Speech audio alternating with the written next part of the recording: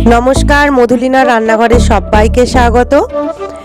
अनेक दिन पर तुम्हादेर काछे एकटा रान्ना शेयर करछि। आजकल रान्ना अनेक दिनई आमी तोमादेर साथे सत्यि कथा बोलते शेयर करते पारिनी, भालोও लागे ना, शरीरও भालो थाके ना सब समय।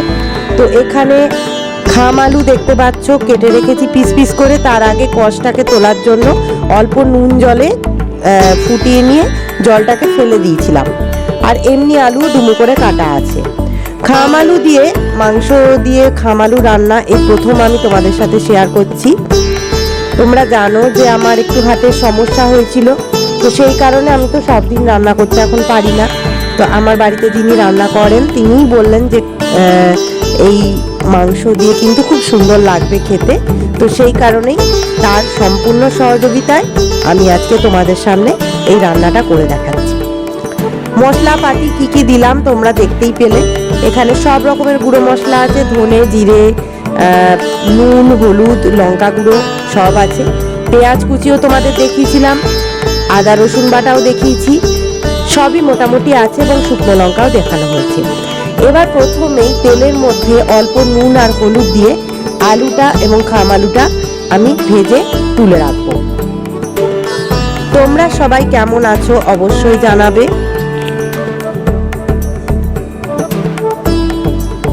রান্না করতে আমার সব দিনই ভালো লাগে, যেমনই পারি হালকা তেল মশলা দিয়ে তোমাদের সামনে আমি তুলে ধরার চেষ্টা করেছি।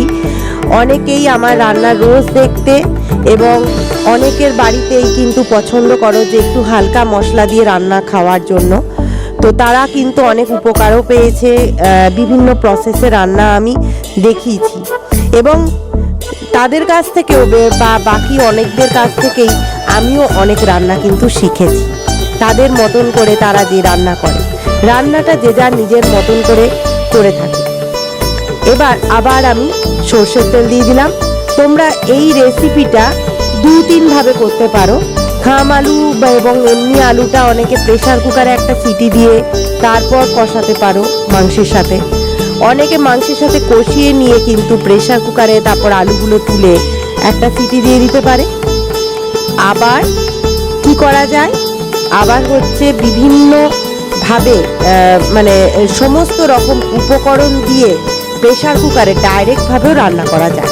তো এখানে তেলের মধ্যে আমি একটুখানি চিনি দিয়ে দিলাম লাল হওয়ার জন্য এবং তেজপাতা দিয়ে দিচ্ছি। আমি সব দিন কিন্তু চিনির ব্যবহার করি না এই তেলের মধ্যে, অল্প করে এই যে চিনি দেওয়া অনেকেই দেখেছি সব দিনই দিয়ে থাকেন, আমি দিই না। তবে আজকে আমার দিতে একটু মন চাইলো তাই জন্য আমি দিলাম। তো তোমরা জানো যে আমি কোনো রান্নাতেই সেরকম চিনি ব্যবহার করি না। অনেকগুলি শুকনো লঙ্কা এখানে দিয়ে দিলাম, 3টে মতো শুকনো লঙ্কা দিয়ে দিলাম, একটু দারচিনি এলাচ দিয়ে দিলাম ফোড়নের মধ্যেই। এইবার ভালোই তেলটা গরম হয়ে গেছে তোমরা দেখতে পাচ্ছ। এবার এখানে আমি পেঁয়াজ কুচি দিয়ে দেবো। 500 মাংস, তার মধ্যে খাম আলু এগুলো রান্না করতে আমি 3খানা পেঁয়াজ কুচি এখানে ব্যবহার করছি। পেঁয়াজটা কিন্তু একটু লাল করে আমাদেরকে ভেজে নিতে হবে। এর মধ্যে আমি রসুন বাটা দিয়ে দিলাম। রসুন বাটা পুরো নয়, রসুন থেতো করা ছিল। রসুন থেতো করা আছে বলেই আমি পেঁয়াজের সঙ্গে ভাজছি, কারণ রসুন যদি বাটা হতো একটু জলা জলা হয়ে যেত তাহলে কিন্তু আর একটু পরে আমি দিতাম, কারণ পেঁয়াজটাকে হালকা করে আমাকে ভাজতেই হচ্ছে আগে। পেঁয়াজটাকে ভেজে নিয়ে তারপরে এর মধ্যে আমি টমেটো কুচি দিয়ে দিলাম, একটা বড় গোটা টমেটো কুচি দিয়ে দিচ্ছি। এবার সব কিছু দিয়ে আবার কিন্তু আমাকে নাড়াচাড়া করতেই হলো।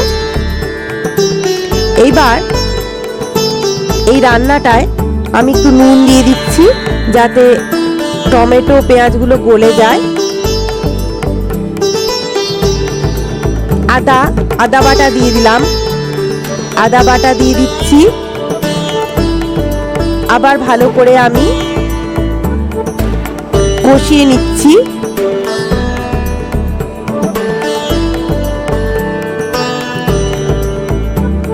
দেখতেই পাচ্ছ ভালো করে কষিয়ে রান্না করছি। এইবার আমি মশলাগুলোকে পরপর দিয়ে দিচ্ছি। গুঁড়ো মশলা যেগুলো আছে, ধনে গুঁড়ো, জিরে গুঁড়ো, লঙ্কা গুঁড়ো, লঙ্কা, ধনে, জিরে এগুলো সব কিন্তু আমি বাড়িতেই কিন্তু মিক্সিতে বেটে নিই, গুঁড়ো মশলা করে নিই, গোটা মশলা থেকে আমি গুঁড়ো করে নিই। এতে কি প্যাকেটের মশলাগুলো খেতেও হয় না এবং সুস্বাদুও বেশি হয়। একটু জল দিয়ে দিলাম, না হলে কিন্তু পুড়ে যাওয়ার সম্ভাবনা থাকবে মশলাটা। আজকে 12ই জানুয়ারি, তোমরা জানো যে আজকে সমস্ত জায়গায় কিন্তু স্বামী বিবেকানন্দর জন্ম উৎসব পালন হচ্ছে। আমাদের এখানেও হচ্ছে, গান বাজছে বাইরে।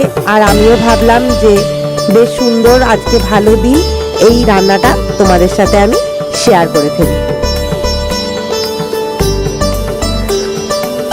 এখানে আবারও আমি মশলাটা কষছি বারবার।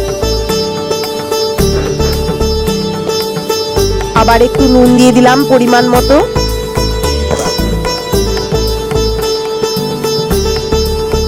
ভালো করে কষিয়ে রান্নাটা করতে হবে এবং কষানোর সঙ্গে সঙ্গে অল্প অল্প জল দিয়ে আমি কষিয়ে নিই ভালো করে। এইবার মাংসগুলোকে দিয়ে দিচ্ছি, চিকেনের পিসগুলোকে দিয়ে দিলাম। চিকেনটা আগে থেকেই ধুয়ে নুন হলুদ মাখানো ছিল। ভালো করে কষিয়ে রান্নাটা করলে কি টেস্টটাও বেশি হবে।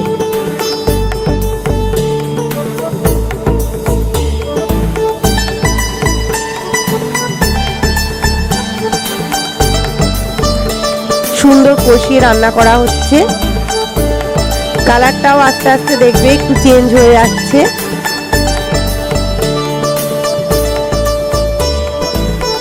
এখন তো শীতকাল, তোমরা কোথায় কে পিকনিক করছো অবশ্যই জানাবে।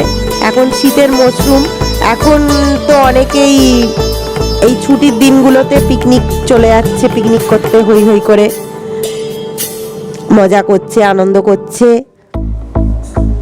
আমাকে অবশ্যই জানাবে কে কোথায় পিকনিক করলে, কি মেনু ছিল পিকনিকে। আমাদেরও পিকনিক আছে।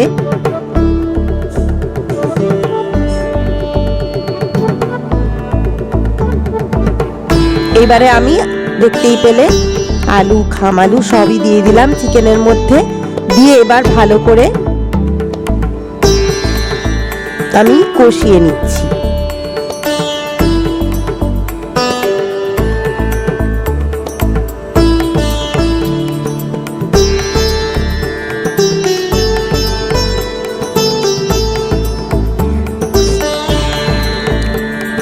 এবার আমি একটু চাপা দিয়ে রাখবো, মিনিট 5-7 চাপা দিয়ে রেখে আবার আমি চাপাটা, ঢাকনাটা খুলে আবার আমি কষিয়ে নিচ্ছি। আর একদিকে আমি জল ফুটতে দিয়ে দিয়েছি, আমি এখানে ফুটন্ত জলই ব্যবহার করব। দেখছো কালারটা চেঞ্জ হয়ে গেল কষতে কষতে। আগে তোমাদের সাথে রোজই বিভিন্ন রান্না আমি শেয়ার করতাম। আমাদের বাড়িতে সত্যি দুটো এমন বিপদ হয়ে গেল, তারপর থেকে আর মন থেকে ইচ্ছা করে না যে কিছু করি। তবুও রান্নাটা যেহেতু করতে ভালোবাসি, যেমনই রান্না হোক বাড়িতে, আমি কিন্তু কষ্ট করে করে হলেও আমি যিনি রান্না করেন তার সাথে সহযোগিতা করে যাই সব দিন। তাই জন্য ভাবলাম যে আজকে রান্নাটা তোমাদের সাথে শেয়ার করে নিই। আবার একটু চাপা দিয়ে দিলাম, চাপা খুলে এবার আমি গরম জলটা, ফুটন্ত গরম জলটা দিয়ে দিচ্ছি। জলটা যে যার পরিমাণ মতো দেবে, কেউ এটা মাখা মাখাও খেতে পারো, আবার কেউ একটু রসা রসাও খেতে পারো। নুন, জল এগুলো নিজেদের পরিমাণ মতোই দিতে হবে। তবে হ্যাঁ, আমি যে প্রচুর মশলা দিয়ে, প্রচুর ঝাল দিয়ে এইভাবে আমি রান্না করি না কোনোদিনই, কারণ দেখেছি ওইরকম রান্না 2-1 দিন খাওয়ার পর শরীর ঠিক থাকে না। সেই কারণে কিন্তু আমি একটু, যতটা না দিলেই নয়, সেইগুলো দিয়েই আমি রান্না করি সব দিন। মিনিট 12 ফুটেছে, লো ফ্লেমে গলেই গেছে খামালু আলু, রান্নাটা হয়েই গেছে। আমি ভিডিওটা দীর্ঘায়িত করিনি, কিন্তু 10 থেকে 12 মিনিট তোমাদেরকে ফুটিয়ে নিতেই হবে। তো তৈরি হয়ে গেছে চিকেনের এই নতুন রেসিপি। তোমাদের কাছে আমার অনুরোধ, তোমরা অবশ্যই এই শীতকালে একদিন এটা রান্না করে ভাত বা রুটির সাথে খেয়ে দেখবে, আমাকে জানাবে। যদি কিছু জানার প্রয়োজন হয় অবশ্যই আমাকে ইনবক্স করবে। আর তোমাদের কাছেও যদি সুন্দর কিছু রেসিপি এই খামালু দিয়ে থাকে সেটাও আমাকে জানাতে ভুলো না, কারণ সবাইকার কাছ থেকে কিছু শেখার আছে।